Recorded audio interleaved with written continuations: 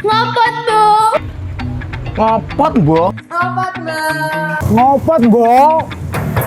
Ngopot, Bo. Ngopot, Bo. Ngopot, Bo. Ngopot, Bu. Ngopot, Bu. Halo Bo Ngopot, mau tahu apa itu Ngopot Bo? Yaitu program baru, ngobrol santai bersama narasumber dengan berbagai informasi dan klarifikasi di sekitar Kota Batang. Jangan lupa subscribe, share, and like ya. Ngopot Bo!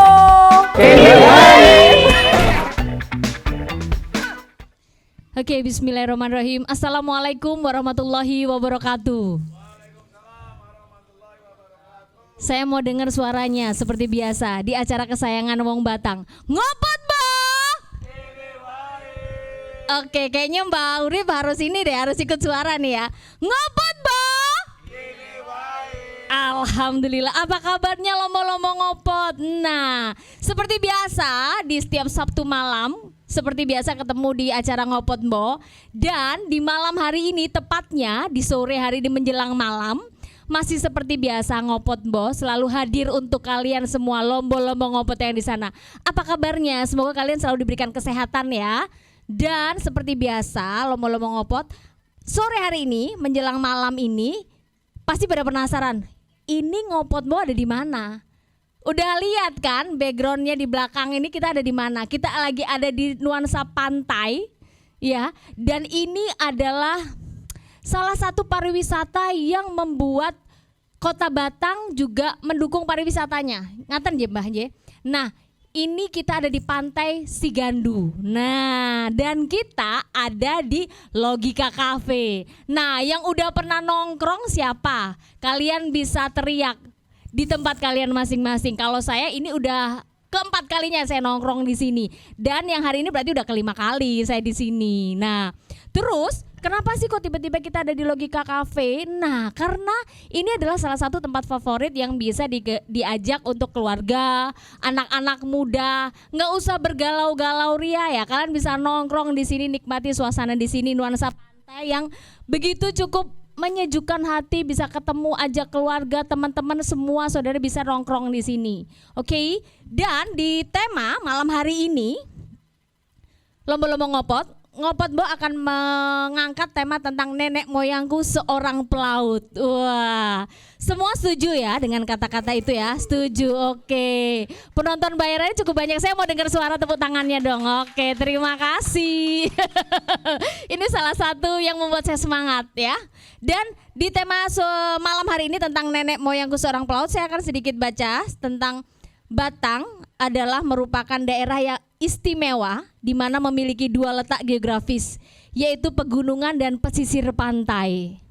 Maka dari itu potensi-potensi di Batang sebetulnya sangatlah banyak yang bisa kita gali. Yang salah satunya yaitu berada di pesisir pantai. Sebetulnya Batang memiliki aset yang sangat berharga dan sudah diakui dunia yang seharusnya menjadi kebanggaan bagi warga Batang. Yaitu salah satu galangan kapal kayu tradisional terbesar di dunia yang terletak di sepanjang Kali Sambong yang membentang dari desa Klidang Wetan, Klidang Lor, Karangasem Utara sampai pesisir pantai. Saya minta tepuk tangannya dong untuk Kabupaten Batang tercinta. Dan di malam hari ini saya sudah menghadirkan tamu yang sangat spesial. Beliau adalah Bapak Haji Nur Haji Slamet Urip yang biasa disapa dengan Mbah Urip. Assalamualaikum Mbah Urip. Assalamualaikum, waalaikumsalam warahmatullahi wabarakatuh. Sehat Mbah? Alhamdulillah. Alhamdulillah. Jadi Mbah Urip ini selaku pemilik salah satu galangan kapal terbesar di Kabupaten Batang, yaitu di CV Nuh Marine. Marin gitu ya? Marine, CV Nuh Marine. Oke. Mbah,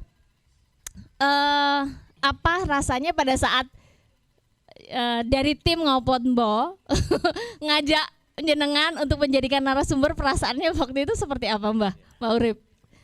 Saya secara pribadi dan mewakili mungkin teman-teman galangan kapal. Nggih. Ya sangat terima kasih. Dalam arti ya ikut ngayu bagio. Dalam arti Batang ini memang benar-benar diperhatikan, termasuk jenengan memperhatikan kami. Alhamdulillah, Ya. amin amin. Justru kita anak-anak muda, saya dan teman-teman tim dan semuanya kalian lombo-lombo ngopot yang lagi ada di tempat masing-masing, justru kita harus belajar banyak dari beliau tentang ada apa sih di Kota Batang, ada apa dengan galangan kapal kita, pedulikah kita terhadap galangan kapal, ada apa di sana. Nah, kita harus belajar bersama beliau. Nah, ngobrol nih Mbak Urip, saya manggilnya Mbak Urip ya, karena siap. saya cerita sedikit. Jadi pada waktu saya share broadcast ini Mbak, bahwa tema kita malam hari ini adalah nenek moyangku seorang pelaut. Seluruh broadcast hampir 80% WA saya pribadi Japri langsung mengatakan sebut namanya Mbak Urip. Waktu itu saya langsung ngobrol sama suami saya. Memang Mbak Urip luar biasa ini ya. Saya minta tepuk tangannya dong Lombok Ngopot. Makasih ya Mbak ya, semoga diparingi kesehatan selalu. Selamat dunia akhirat. Amin amin ya Allah. Dan di pertanyaan saya pertama Mbak, jadi galangan kapal di Kabupaten Batang ini kan merupakan salah satu galangan kapal kayu tradisional terbesar di dunia.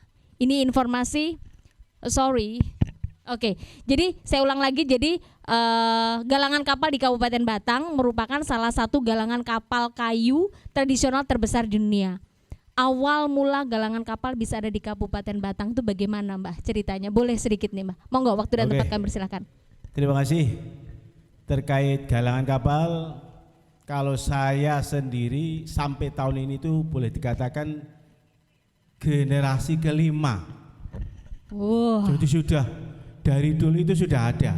Sebelum saya lahir sudah ada yang namanya galangan kapal di Kabupaten Batang, khususnya di daerah pantai sini. Nah, iya. Gitu ya Mbak ya? Iya. Dan jadi waktu jenengan jadi generasi kelima, kalau dulunya seperti apa Mbak? Yang jenengan lihat sekilas aja. Kalau yang saya lihat waktu saya kecil, ya memang kapalnya enggak segede ini. Kapal tradisional untuk konsumtif daerah sendiri. Ya mungkin untuk daerah sendiri. Dalam arti kapalnya itu enggak besar. Kapal kalau dulu namanya kapal layar. Oh dulu istilahnya adalah istilah kapal layar. Oh ngaten. Ya. Berarti sejak kapan sih Batang bisa dikenal tuh namanya sampai seperti ini tuh sejak kapan sebenarnya Mbah? Kalau yang kami lihat waktu saya belum berkecimpung di galangan kapal pun sudah terkenal. Ya kalau terkenalnya di daerah Indramayu, daerah Tegal, daerah Juwana atau Pati itu, ya di sekitaran situ. Jadi dulunya masih terkenalnya hanya di 3 lokasi tersebut. Oke. Dan berarti kan kalau galangan kapal di Batang ini berarti yang membuat kapal, gitu, Mbah Haji. Berarti kalau ini ilmunya itu dapat dari mana Mbah? Bisa apalagi dapat ilmu bisa sampai membuat kapal itu warisan dari nenek moyang? Tahu ada yang rawuh ke Indonesia terus hijrah datang ke Batang dan sehingga Batang itu bisa jadi terkenal seperti sekarang. Ya kalau dilihat dari letak geografisnya itu yang dari dulu sudah bisa sama itu gini. Yang namanya kapal kan membutuhkan kayu. Ya. Nah, kapal ya letaknya di pesisir. Nah ini sudah otomatis. Jadi orang yang dekat pesisir itu waktu dulu itu bisa bikin kapal sendiri Pak. Cuman untuk kalangan pribadi mungkin ya. Hanya untuk pribadi dulu. Oke. Nah, terus setepatnya dengan perkembangan zaman, dengan mungkin teknologi yang ada sekarang, sampai alhamdulillah banyak galangan kapal yang ada di Kabupaten Batang. Nah, jadi dari kecil untuk kebutuhan sendiri sampai sekarang alhamdulillah untuk Indonesia sudah menyeluruh Mbak. Sudah menyeluruh. Dan kapalnya sudah boleh dikatakan untuk tangkap ikannya aja sampai ke Natuna Mbak. Subhanallah, tepuk tangannya mana dong Lombok Ngopot. Terus apa lagi nih Mbak? Aku jadi tertarik ya kalau ngomong sama tentang ilmu ini. Jadi terkait dengan apa namanya, kok kenapa Batang bisa bikin kapal? Iya. Turun temurun Mbak, dari generasi ke generasi ini. Kayak saya sendiri, sebetulnya saya basicnya ya bukan di situ, mungkin karena faktor lingkungan, jadi untuk ilmunya itu lebih cepat. Iya. Apa yang dilihat dari kecil setiap hari salah satunya itu? Iya, termasuknya itu. Terus? Jadi kalau di Batang itu tenaga kerjanya ya asli orang Batang, Mbak. Asli orang Batang, tidak mendatangkan Enggak. dari luar, nggak perlu ya. Kalau sekarang yang di Blado, yang di ujung selatan pun banyak tukang dari situ, Mbak. Jadi tidak cuma di sekitar daerah pantai saja. Jadi orang sudah bisa, orang Blado, orang Bandar itu sudah bisa bikin kapal di daerah pesisir ini, Mbak. Alhamdulillah. Dengan tonase yang besar. 200, 300 sampai 500 tonase, Mbak. Subhanallah. Besar kapalnya. Berarti gede banget itu ya. Gede. Iya. Dengan panjang ya kurang lebih ya sekitar 40 meter, Mbak. Lebarnya sampai 10 meter itu. Bisa itu kapalnya kebayang besar. berarti Iya. banyak memberi peluang pekerjaan juga banyak ya Pak. Jadi Iya. nggak perlu harus jauh-jauh, di Batang pun juga bisa mencukupi. Ya, Ya Pak ya. Alhamdulillah Oke. ya. Dan dengan berarti tadi ada Blado, Bandar seperti itu ya Pak ya. Tapi kalau lebih spesifik, kalau yang utama itu dari mana Pak? Otomatis yang di daerah utama sini. ya daerah ini, daerah pantai ini, Mbak. Pantai ini ya Pak ya. Yang meliputi dari Kelurahan Klidang Wetan, Karangasem, Karangasem Utara, Karangasem Utara. yaitu termasuk yang mendominasi, Mbak. Itu yang dominasi. Tapi di daerah kecamatan per kecamatan tiap di kabupaten ini tiap kecamatan kayaknya ada, Mbak. Pasti ada ya, Pak? Pasti ada. Cuman enggak yang dominasi yang daerah pantai. Di daerah pantai. Oke, Bapak, terima kasih. Kalau gitu saya boleh beranjak kepada CV yang jenengan sudah miliki, Pak. Jadi CV Nuh Marine. Ya. Saya panggil bacanya apa, Pak? CV Nuh Marin. Nuh Merin. Iya. Oke, CV Nuh Marin. Oke, sejak kapan nih, Pak? Nuh Merin berdiri, saya boleh tahu. Saya kurang lebih di tahun 2007, Mbak. 2007, sekarang berarti udah 15 tahun ya Pak? Kurang lebih, ya. Alhamdulillah. Tepuk tangannya loh, itu nggak mudah loh. Mempertahankan 15 tahun bisa dengan kondisi yang terus begini ya. Kalau kita bilang ombaknya tuh wow. Iya. Bapak berarti udah 15 tahun berdiri. Liku-likunya apa Pak 15 tahun? Terberatnya apa Pak?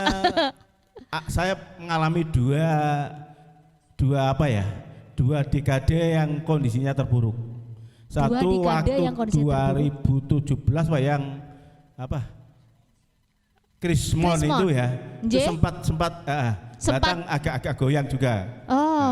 Ini tambah lagi tahun ini faktornya pandemi. Jadi 2 tahun yang kemarin ya Pak ya. Logikanya ini bos mau ketemu aja susah, nggak berani apa mau pesan kapal nggak bisa. Tambah-tambah mungkin faktor BBM. Jadi mungkin pengusaha-pengusaha ini yang mau pesan kapal mungkin ya dipending dulu, menunggu situasi dan kondisi yang nyaman, yang mungkin untuk terkait dengan pembiayaan tidak membengkak, Mbak. Oke gitu. Ya semoga ini sudah dengan kondisi yang mulai, ini kan udah mulai agak mencair ya Pak ya. Semoga semua yang berhubungan dengan galangan kapal, nelayan dan segalanya itu bisa kembali menuju normal, betul ya Pak? Amin ya Allah. Dan kapal apa saja Pak yang sudah pernah dibuat oleh CV Nuh Merin? Kapalnya macam-macam, Mbak. Apa itu Pak? Sesuai dengan pemesan. Dalam arti gini, contohnya untuk long line. Long line itu untuk mancing tuna, untuk porsin, cakalan, dan untuk tangkap cumi. Oke, ngomong saya juga terus. dulu pernah ada pesanan untuk riset di laut, Pak. Di laut.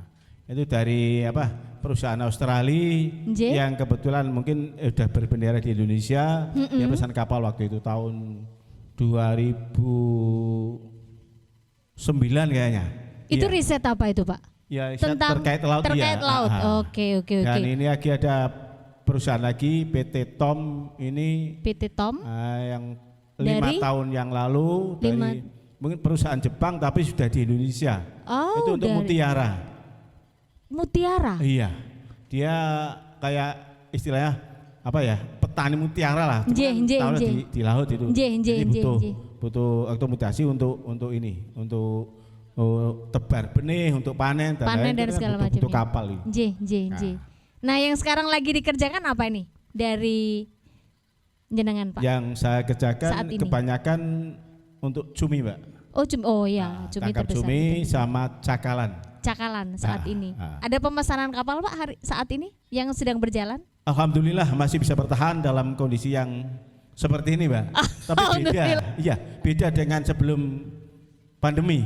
Oh gitu Ya. ya. Ini alhamdulillah bisa bertahan sampai di sini. Karena memang apa ya, dengan adanya Bapak lakukan saat ini kan saya nanya ini Pak ya, ada hal banyak yang menarik sih Pak, saya pernah baca. Jadi apakah ini, saya pernah dengar berita gini Pak, ada pekerja yang sempat jatuh dari kapal seperti itu nih Pak. Nah, jenengan selaku pemilik CV tersebut itu menerapkan SOP seperti K3 atau segala macamnya, itu ada penerapan seperti itu bukan Pak?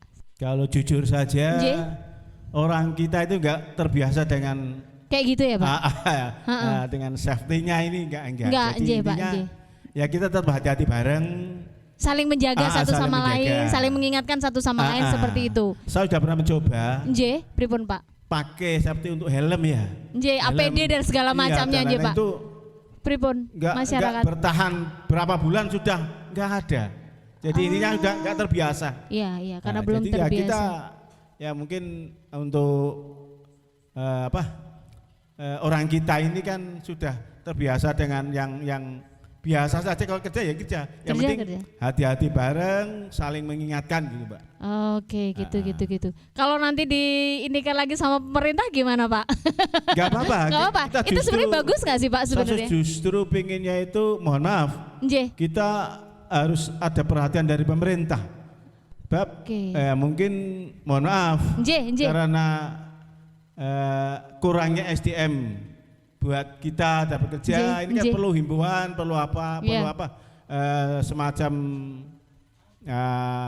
apa ya, perhatian khusus lah. Iya Sebab dong. yang galangan kapal ini kan paling tidak ya untuk pemerintah sendiri mengurangi pengangguran sangat besar sekali. Iya, saya Iya. setuju banget Pak.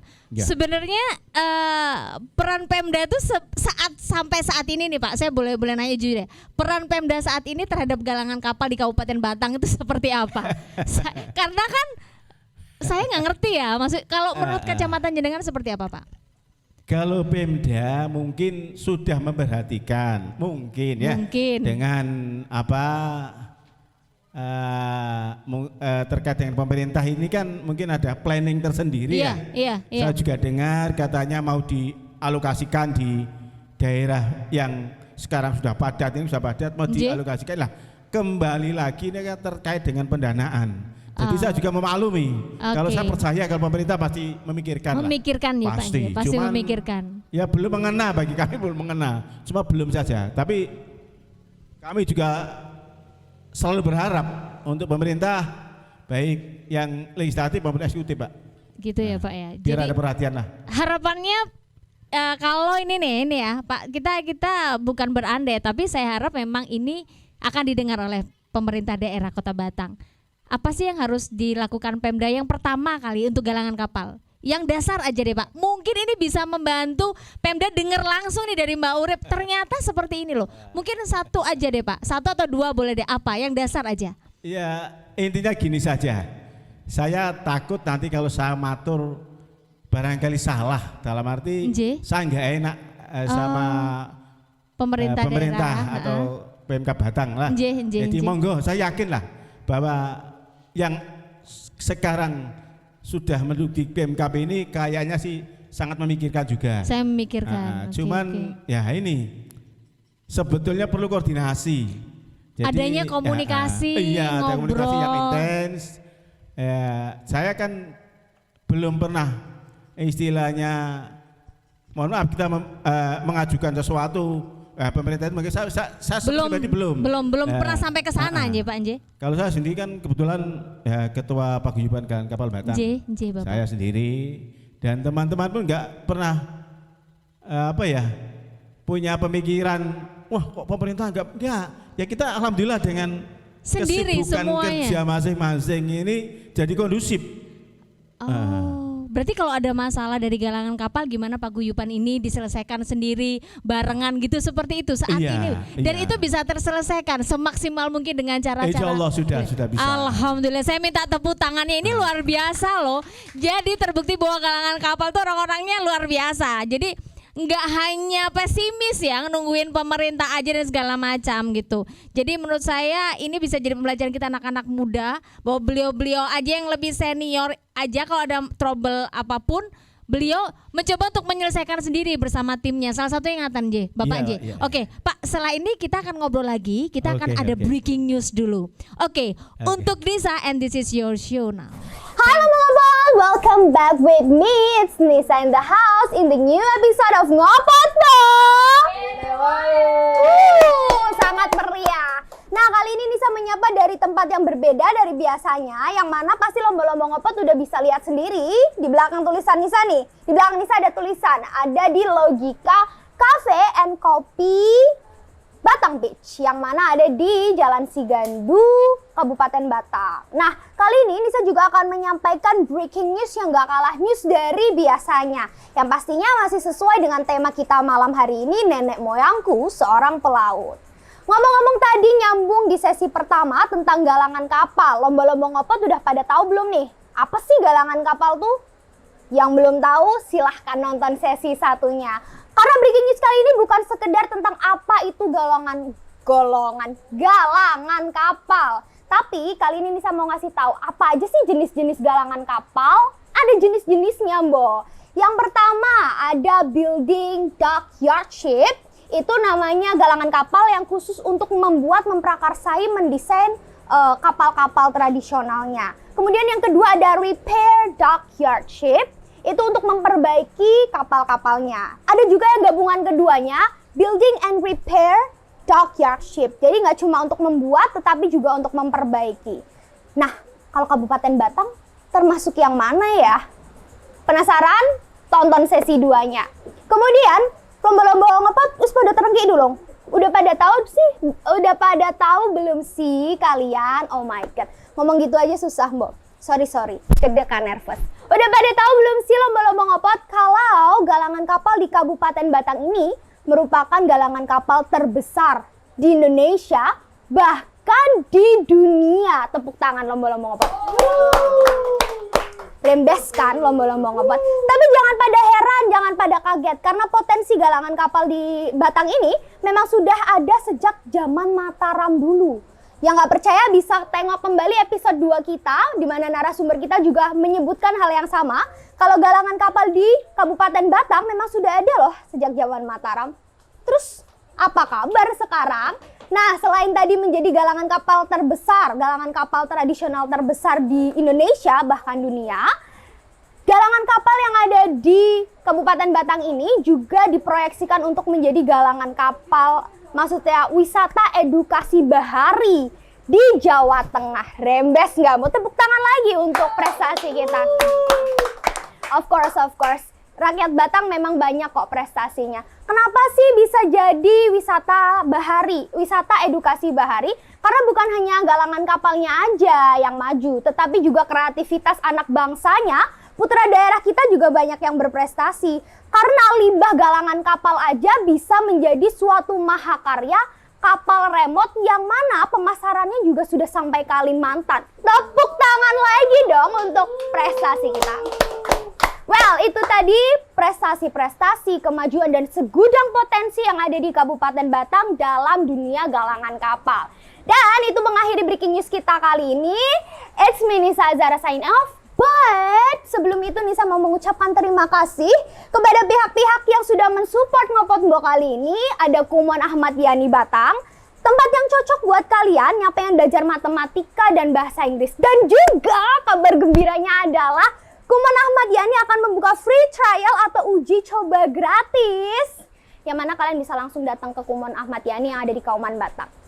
Dan yang kedua ada terima kasih juga untuk Logika Kopi yang sudah menyediakan view yang sangat indah, cocok buat lomba-lomba Ngopot sing pengen healing, chilling, chatting atau dan lain sebagainya. Karena di sini Logika Kopi juga menyediakan view pantai yang sangat indah. Wes, pokoknya yang penasaran datang aja di Jalan Cigandu di Kabupaten Batang. Oke, that's all for me.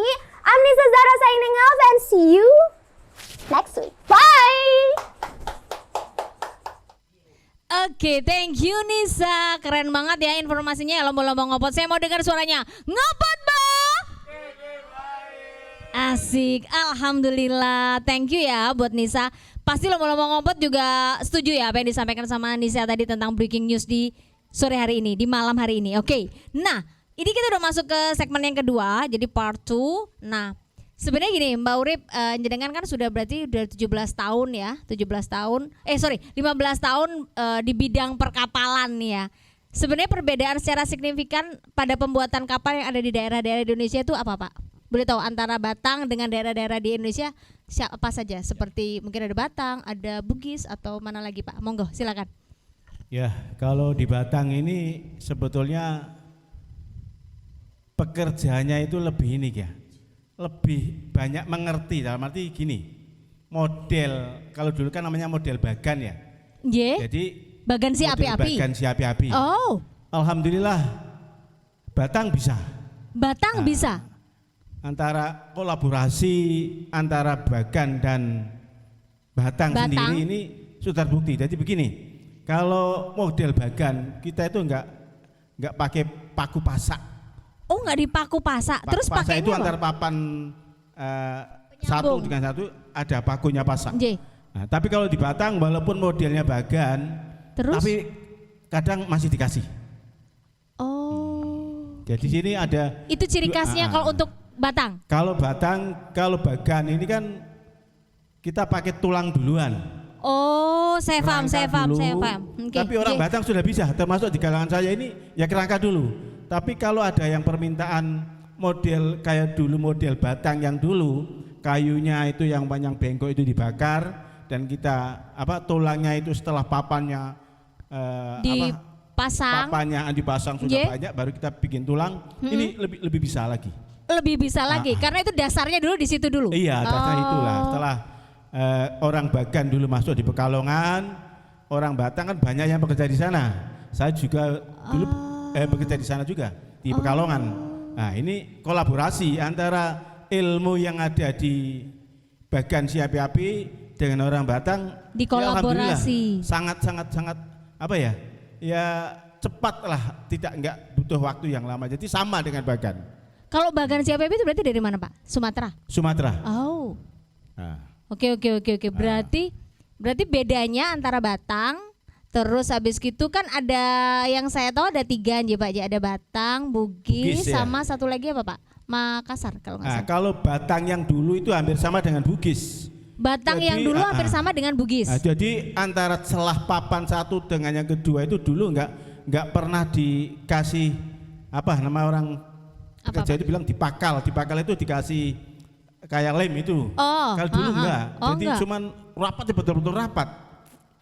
Lah, karena sudah kemasukan model Bagan, jadinya tidak kita buru cepat. Kalau antara Bugis yang sekarang dengan Batang sebenarnya masih sama. Orang Bugis itu kan kalau bikin kapal finish itu rapat sekali, Mbak. Jadi antara papan atas sama papan bawah ini benar-benar rapat kayak nempel kelihatan, betul ya, jadi halus gitu ya, Bang. Jangka sih masalahnya orang kita dulu kayak gitu. Luar biasa ya, bisa kebayang nggak sih kemampuan teknologi, terus kemampuan bekerjanya itu kan nggak semudah kita ngeliat. Kalau kita ngeliat ya jalan-jalan mau ke sini tuh kan kapalnya gede gitu ya bisa. Itu luar biasa. Saya nggak ngerti nih kalau nggak ada acara ngopot bos, saya nggak belajar loh. Gitu ya, Pak ya. Terus kalau perbedaan sama Makassar apa, Pak? Makassar enggak. Kalau Makassar enggak terkenal dalam arti pembuatan kapalnya enggak. Kalau pekerjanya iya. Ada banyak di bakal. Cuman ya yang lebih halus itu Bugis. Bugis itu hampir sama dengan Batang era tempo dulu. Waktu kita masih pakai kayu jati, Mbak. Dulu kan pakainya kayu jati semua. Jadi benar-benar papan ini rapat sekali. Nggak pakai pakal sekarang. Kalau sekarang kalau dulu itu turun ya nggak ini lagi tinggal ngecat saja. Kalau sekarang kan pakai pakal lagi. Jadi antara selah yang atas sama bawah itu kan dipakal sekarang. Oh, istilahnya dipakal. Dipakal itu dimasukin apa kayak kain, apa kayak apalah yang masuk setelah itu dan dikasih dempul. Oke. Jadi kalau apa kayak disesel gitu kali ya. Apa sih Ren? Supaya dia nggak bocor. Nah, apalagi kali sekarang gitu. zamannya sudah lebih modern lagi, Diapain, Pak? laminasi fiber. Oh, jadi kayak jadi bangunannya. Setelah jadi kita laminasi fiber. Oke, Jadi oke, orangnya oke. sekarang sudah Jauh lebih ringan ya Pak ya, Kalau jauh lebih dari- cepat. Dulu kan sebelum 80 kan belum ada fiber itu ya. J. Nah, tahun 80 itu belum ada. Lah ini sudah ada fiber ya, kita lebih cepat. Lebih cepat, lebih cepat kuat ya Pak lebih ya. kuat. Salah satunya itu. Nah, terus nih Pak, pembuatan kapal sendiri itu memerlukan berapa lama Pak waktunya? Ya tergantung besar kecilnya Nah, kapal. saya ngomong besar kecil nih dulu ya. Abis itu kita ngomong waktu. Saya yakin teman-teman anak-anak muda juga pasti juga mikir seberapa sih kapal itu, namanya kapal tuh seberapa, perahu tuh batasnya berapa. Mungkin ada yang belum tahu, kita bisa share. Monggo deh Pak. Ya. Jadi kapal itu ada dari GT 10, GT 20, mungkin GT 30, 50, 150, 200 sampai 250, 300 sampai 500 GT. Oke, Di Batang itu sebentar sudah ada. Pak. GT itu apa Pak? Ayo. Kilostone. Oke, Kilostone udah ya, ngerti ya. Nah, Oke. Terus Pak dilanjut monggo. Jadi kalau yang kecil dari yang mana 30 aja lah. Oke, dari yang 30 GT 30. itu normalnya sampai finishing ya 3 bulan 4 bulan. 3 bulan 4 bulan. Selesai. Selesai itu. Dengan pekerja ya 8 orang lah. Pekerja Atau 8 10, orang, 4 anggap aja 8 sampai 10 itu 4 Iya, bulan. iya. 30 GT. GT. Oke, terus Kalau yang 100 GT ya kurang lebih ya 7 bulan, 6 bulan, 7 bulan lah. lama Pekerjanya mungkin 12 orang. 12 orang. Nah, Bisa dihitung ya. Terus kalau ini. yang 200 300 itu ya mungkin sampai 12 sampai ke atas. Nah, kan kayu jenis kayunya lebih besar-besar, Mbak. Iya, Papannya juga besar. Iya. Kalau yang GT 30 ini kita menggunakan papan mungkin 3 cm, 4 cm Iya. sama 5 cm ya untuk bodi. Tapi kalau yang lebih besar kan sampai 4 cm sampai 5 cm, 7 cm. Dan papannya juga panjang-panjang. Itu Jadi berarti lebih berat, berapa lebih berat. lama Pak kalau yang itu? Ya kurang lebih di kisaran 12 bulan ke atas lah. 1 tahun bahkan Normalnya. bisa lebih ya. Ya, tapi kan kita gini, kalau bikin 1 ya segitu, bikin 2 segitu, bikin 3 ya segitu waktunya. Kan pekerjaannya tambah banyak lagi. Oh gitu ya Pak ya. Bisa kebayang ya. Dan itu berarti orang-orang ini nih kalau ngobrol ini ya, berarti kan orang-orang yang di galangan kapal tuh kaya-kaya ya Pak ya. Ya, Kan kayunya juga wow, luar Iya. biasa loh Pak harganya itu. kalau kayunya mahal, Mbak. Jadi Iya. tiap tahun itu naik, Mbak. Tiap tahun naik. Naik itu, wah. Kayak naik itu. harga bahan baku bangunan ya. Kayak mau Kayunya bikin kan rumah masih jenis-jenis naik ya. kayu keras Gitu. semua. Kayu keras semua aja Bapak aja. Dan permasalahan terberat apa Pak pada saat pembuatan kapal yang dengan waktu 1 tahun ke atas itu terbesarnya apa Pak? Ya, yang terbesar sebetulnya kalau dikenaikan kayu, Mbak. Sebab kebutuhan atau apa nominal Nggih. yang ada itu kan di paling mahal kan di kayunya, Mbak. Yang paling mahal Iya. adalah kayunya. Kayunya dipakai kayu apa sih Pak? Saya Kayu boleh tahu. bengkirai, kayu merbau. Merbau. Ah. Dan itu di Batang, ambilnya di Batang sendiri atau harus kita Ya, dari suppliernya dari Batang juga. supplier dari Batang? Penggergajiannya di Batang Oke. dan pengambilannya ya dari Semarang, Surabaya. Tapi dari asalnya dari Kalimantan, Sulawesi dan Irian Jaya. Ada itu. Wah, jauh. Yang Berarti kalau ada orang mau pesan kapal baru, udah jelas nih ya Pak ya. Nunggu dari sana ada pengiriman dan segala macam. Salah satunya itu juga. Enggak, kalau barang itu Enggak. ready, Mbak. Oh, barang Banyak itu sekali. sudah ready. Sudah ready, Mbak. Oh, berarti buat yang mau pesan kapal baru udah langsung aja. Bisa. Bisa langsung. Nggak ada masalah, Nggak ada masalah ya, Kalau kalau- bahan baku nggak ada masalah. Bahan baku nggak ada masalah. Jadi udah siapapun yang akan memesan kapal baru, jadi udah langsung Iya. ke CV Nur Marine. Iya. Gitu ya Pak ya. Ya, di antara punya saya dan Anjing. punya teman-teman. Jadi Iya. galangan di Semuanya udah ready ya? Iya, udah ready. Teman-teman di Batang ini kan galangannya sebenarnya sama. Iya. Dan kita di situ nggak pernah ada saling saingan atau itu nggak pernah, Pak. Justru Sebab kita saling punya, support. punya job, punya job-job sendiri-sendiri. Jadi nggak pernah ini. Nggak pernah istilahnya. ada sikut-sikutan iri-iri pernah. nggak ya? Alhamdulillah nggak ada. Tuh lomba-lomba Nah, ngopot anak-anak muda yang senior aja nggak perlu loh kita harus sikut-sikutan, nggak perlu Ya, kita harus saling nggak ada. menjatuhkan. Alhamdulillah. Justru saling mendukung. Misalkan satunya lagi butuh pasukan untuk pembuatan, kita langsung bisa Iya. disupport. Dan mungkin Subhanallah. kalau ada kelebihan pekerjaan juga mungkin temennya yang belum kerja dikasih. Nah, Jadi tepuk tangannya dong. Tamak, dalam arti nggak tamak berbisnis. Iya, nggak tamak, nggak serakah ya. Iya, umpamanya di tempat saya sepi umpamanya, Oke. sana rame ya, mungkin pekerja yang ada bisa dibawa ke yang lain gitu. Kan di Batang ini kurang lebih banyak sekali kok, kalau saya hitung tuh 30-an lebih kayak penggalang ini. Wah, luar Alhamdulillah, biasa ya. iya. Alhamdulillah. Saya senang loh, ini buat pembelajaran saya Iya. pribadi dan buat teman-teman ya, bahwa untuk berbisnis itu tidak perlu harus demikian. Ternyata bisa guyup rukunnya bisa Iya. dilakukan bersama-sama ya. Iya. Dan itu nggak semudah Bapak mengatakan situ ya, Mbak Urip, nggak semudah ngobrol kayak gini ya. Nggak, kita semudah. bicara real adanya. Ini real ya, Iya, Pak. Ini enggak. bisa jadi benar-benar terlaksana kalau nggak ada orang-orang yang mengerti, tidak ada orang-orang yang serakah, salah satunya itu Iya. ya. Dan bisa mengerti ya, Pak ya, salah Iya. satunya. Nah, terus di kapal sendiri yang sering dibuat di Batang tuh kapal apa sebenarnya, Pak? Ya, tadi Pada kapal. umumnya. Kapal ya sesuai, kalau kita itu di laut itu biasanya trennya apa, Mbak?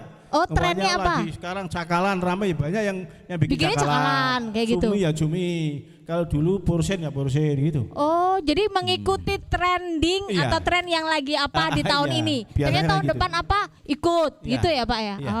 Oke. Terus sedikit melihat keadaan galangan kapal yang sedang lesu nih, Pak ya. Iya. Karena jujur aja setelah saya ngobrol tentang tema malam hari ini tuh ada banyak, Pak, yang masuk ke WA saya dan teman-teman itu mengatakan sebenarnya kondisi galangan kapal di Kota Batang itu saat ini tuh sedang tidak baik-baik saja. Intinya begitu. Jadi mungkin ini saya beri kesimpulan demikian karena semuanya ada mengeluarkan banyak pendapat. Nah, apa sih, Pak, akibatnya dari kenapa banyak teman-teman mengatakan galangan kapal ini jadi lesu atau tidak baik-baik saja? Apakah karena adanya regulasi pusat yang memberatkan para pengusaha sektor perikanan tangkapnya, atau belum adanya jaminan sektor perikanan tangkap yang menjanjikan, atau yang terakhir ini, Pak, pertanyaan saya, atau karena belum adanya banyak larangan santrang yang kemarin atau demikian, saya nggak tahu. Boleh Iya. dijawab, Pak? Yang mana? Kalau santrang itu enggak, itu ya kalau untuk perikanan itu bagian kecil saja. Itu Oh, enggak, oke. Enggak ya, Pak ya. Intinya regulasi tadi yang dikatakan itu, Pak. Berarti satu ya, sudah pandemi mungkin terkait dengan birokrasi yang lain-lain mungkin agak aneh, agak apa ya?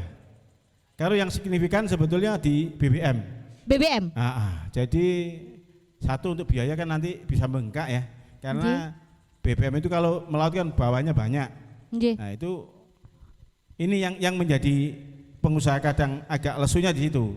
Nah, mungkin kalau saya bilang terkait dengan perizinan dan lain-lain, saya nggak berani, dalam arti nanti saya ngomong salah. Oke. Sebab ya kalau pemerintah memikirkan ke rakyatnya, masyarakat itu pasti baik. Cuman kalau untuk ke situ, katanya bos-bos yang pesan kapal ini, karena gini, kalau barometernya gini, kalau hasil laut rame dan semua dipermudah, otomatis dampak galangannya kan rame juga pada pesan. Nah ini kayaknya ini agak ini kurang bersahabat. Nah, ya intinya waktu pandemi ini, habis pandemi kok kurang ini. Jadi tentang jaminan sektor perikanan yang tadi sempat ditanyakan teman-teman itu tuh salah satunya begitu bisa menjawab ya, Pak ya. Benar, jadi iya. tidak adanya jaminan, jadi sehingga membuat yang akan memesan kapal baru juga agak mikir dulu, mungkin salah satunya itu. Ya Pak ya. Jadi ini bisa terjawab ya buat teman-teman yang tadi udah japri saya. Ini terjawab bahwa memang saat ini demikian. Nah, semoga ini bisa didengar oleh pemerintah setempat ataupun di luar sana yang bisa mengerti. Jadi intinya galangan kapal di Kabupaten Batang saat ini tidak baik-baik saja. Jadi jangan dikira kalau suasananya kondusif, itu sebenarnya yes, mereka berusaha untuk menyelesaikan masalah yang ada di dalam. Tetapi peran dari Pemda ataupun pemerintah setempat dan ataupun pemerintah yang di sana pusat adalah ini juga menjadi pemikiran teman-teman pemerintah, bagaimana sih galangan kapal ini bisa jauh lebih baik. Salah satunya itu dengan regulasi dan mohon maaf. Jadi Cek, yuk. Oke, maaf. Cek. Oh, terus. Oke, jadi bukan hanya harapan saya dengan adanya regulasi yang tadi sudah dibahas kita dan juga adanya janji ada hal yang jaminan tentang sektor perikanan tadi yang mungkin bisa jadi perbaikan untuk kita semua supaya galangan kapal bisa jadi lebih baik lagi. Salah satunya itu, Pak. Terus saya akan buat teman-teman jangan lupa ya untuk yang akan chat, live chat langsung segera saja, dan ingin yang tahu komentar-komentar silakan aja ditulis, nggak apa-apa, nanti kita akan bacakan. Kalau aku lupa. Sorry, ya kita akan baca ya, dan segala macam kita akan jawab nanti ya, tenang. Dan ini pertanyaan saya terakhir Bapak, untuk sebelum saya menutup acara ini, harapan jenengan Mbak Urip untuk galangan kapal di Batang ke depannya seperti apa, dan harapannya untuk anak-anak muda sekarang seperti apa? Itu saja, monggo Pak. Kalau untuk harapan, ya ini karena negara kita ini kan antara daratan dan lautan kan luas lautan. Nah, ya, tolong ini yang perlu diperhatikan di sektor kemaritiman ini. Sebab kalau kemaritiman rame otomatis kan galangan rame. Ya. Jadi kita di sektor pengusahanya dulu. Jadi pemerintah ini harus ngerti terkait dengan perikanan yang ada di Indonesia. Terkait, sorry Pak, mati semuanya. Oke, Halo. Monggo Pak, Jadi monggo yang diulang terkait lagi. perikanan yang ada di Indonesia ini, pemerintah baik dari kabupaten sampai pusat ini harus ada perhatian. Baik secara mungkin kalau hal surat menyuratnya, birokrasinya ini harus dipermudah. Dipermudah dan biar enggak ini. Kalau saya yakin kalau pengusaha laut atau maritim termasuk galangan itu patuh dengan pajak, pasti mau.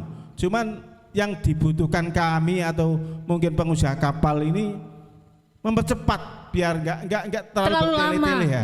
Iya. Mengajukan sebuah perizinan apa ya. Nah, ini temponya itu harus cepat. Ya. Jangan terlalu lama itu.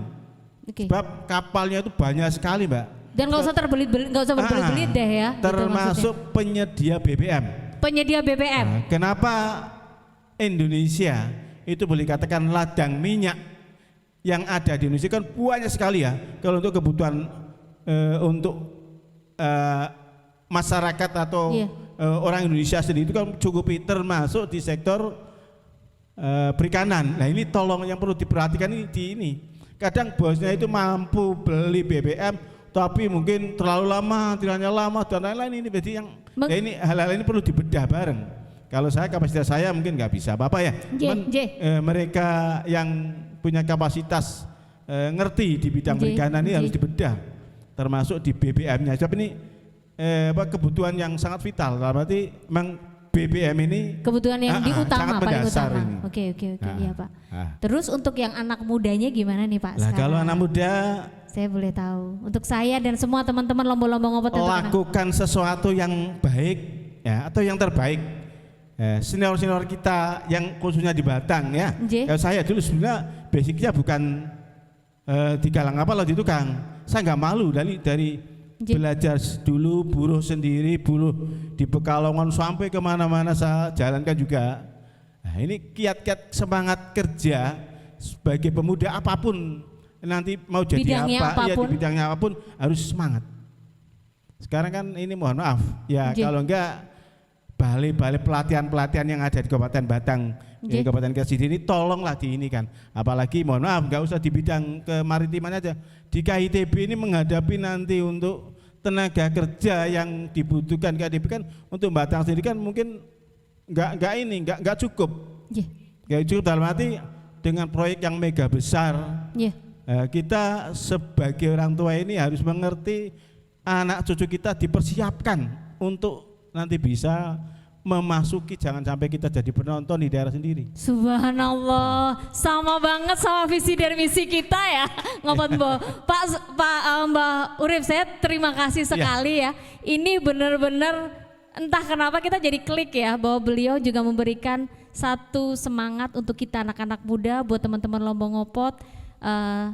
Pegang terus apa yang tadi diucapkan sama Mbah Urip. Semoga ini menjadi pembelajaran kita dan terima kasih. Dan saya akan berikan sebuah kesimpulan untuk di malam hari ini, yaitu orang yang pesimis komplain tentang angin. Seorang optimistis berharap angin untuk berubah. Sedangkan seorang realis menyesuaikan layar. Saya kutip by William Arthur Ward. Terima kasih sekali lagi untuk Bapak Haji Nur Haji Selamat Urip. Saya terima kasih Ya, Bapak. sama-sama. Semoga diparingi kesehatan, keselamatan Amin, dunia akhirat. amin, Amin Allahumma amin. Dan selalu bisa bermanfaat Pak untuk kami Amin, amin, anak-anak amin. muda, dan bermanfaat untuk acara Ngopot Bo dan seluruhnya masyarakat Batang. Terima kasih. Dan supportnya sekali lagi terima kasih untuk Kumon Ahmad Yani Batang. Terima kasih untuk Logika Cafe. Jangan lupa selalu nongkrong di sini ya, di Logika Cafe di Pantai Sigandu. Terima kasih, dukung terus acara kami di setiap Sabtu malam Minggu. Jadi setiap Sabtu malam jam 19.30 di channel YouTube kita Ngopot Bo. Dan seperti biasa, dan tetap berikan boom like di Facebook kita, dan jangan lupa dan jangan lupa ya di IG kita Ngopot_Bo. Thank you. Saya Yati Dita mohon undur diri. Mohon maaf apabila ada kata-kata saya yang kurang berkenan. Terima kasih, sampai ketemu di acara Ngopot Bo. Sekali lagi Ngopot Bo. Ini wae. Thank you. Assalamualaikum warahmatullahi wabarakatuh. Salam warahmatullahi wabarakatuh.